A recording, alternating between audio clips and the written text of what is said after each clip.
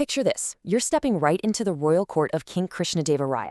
We're talking grand architecture, absolute opulence, and a room literally packed with the brightest, wealthiest minds of the era. The air is just thick with ambition. But today, we're going to look at how all of that massive grandeur was completely humbled by one brilliant guy, Tenali Rama.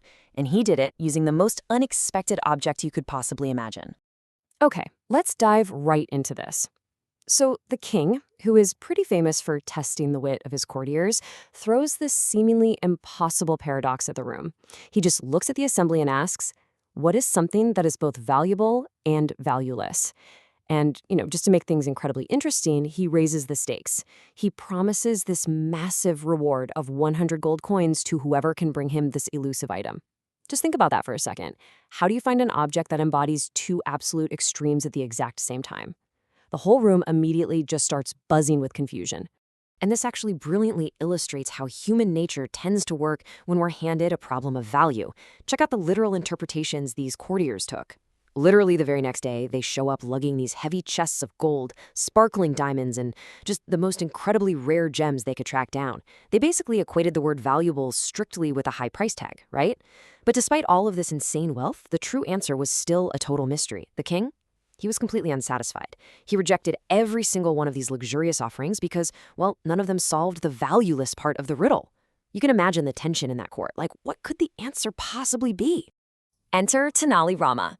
So the next day, while everyone else had brought in literal chests of treasure, Tenali walks in with just this small, simple box. He stands right before the king, opens the lid, and reveals a handful of ash. Let's just pause and picture that for a moment. In this grand palace, draped in silk and solid gold, a man is essentially offering up dirt. And the immediate reaction? The entire court just absolutely erupts into roaring laughter.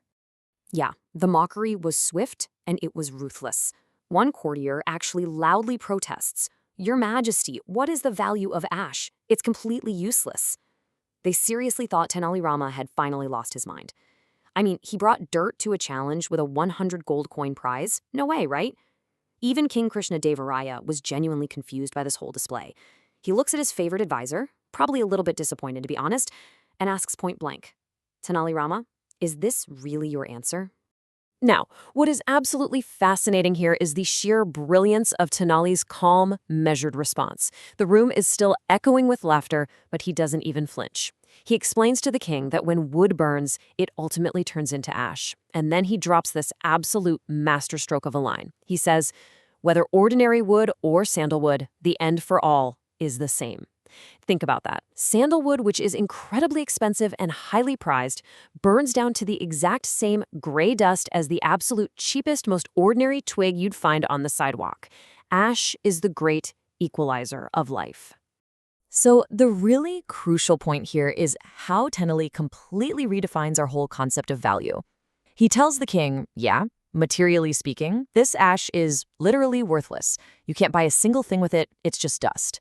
But philosophically, it is the most invaluable substance on Earth. And why is that? Because it serves as the ultimate reminder of life's greatest truth. All of our earthly attachments, our towering egos, our massive bank accounts, our high societal status, they all stay right here. They all inevitably reach that exact same destination. As Tenali wraps up his explanation, all of that mocking laughter just completely vanishes. The whole court drops into this stunned, heavy silence. The king just sits there for a few moments, staring quietly at this tiny box of ash, really letting the profound weight of the lesson sink in. Then he looks up and says, "Tenali Rama, today you have taught the greatest lesson of life with just a handful of ash." And of course, the king rightfully hands over the 100 gold coins, declaring to the entire room, the person who remembers their end never becomes arrogant. Which brings us to the core takeaways of this incredibly powerful historical anecdote.